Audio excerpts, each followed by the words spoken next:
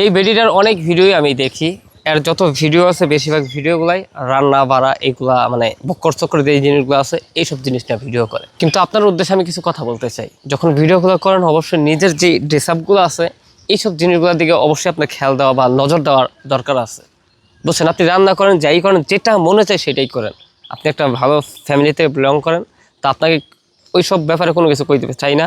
Just একটা কথা বলতে চাই, সেটা হচ্ছে এই যে জিনিসগুলো করলেন, করার পর যখন আপনি ভিডিওগুলো এডিট করছেন, আপনি করছেন, যেই করছে আপনার যেই ইয়াটা আছে সেই জায়গাটা আপনি ব্লার করতে পারেন নাই, অবশ্যই আপনি পারেন। তার ভিডিওগুলো যদি আপনার জামাই এডিট করে থাকে তার চোখে পড়ার কথা না। তাহলে এই যে সিনারিগুলো যে দেখান মানুষকে, যখন আপনার ছেলে মেয়ে বড় হইব, বড় হওয়ার পরে যখন আপনার ভিডিওগুলোই তারা দেখবে, তখন তারা কোন নজরে যায় দেখবে, বা আপনার আশেপাশে যে মানুষগুলো আছে তারা কোন নজরে গিয়ে এই ভিডিওগুলো দেখে, সেই দিকে একটু খেয়াল দেওয়া অবশ্যই আপনার দরকার, যেহেতু আপনি একজন মহিলা মানুষ।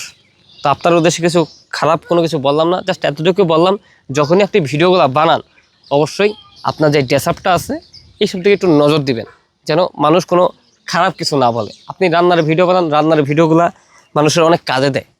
যেই জিনিসগুলো আমরা যারা প্রবাসী থাকি বা বিদেশে যারা আছে তারা এইসব ভিডিও দেখে কিন্তু রান্না বাড়া করে।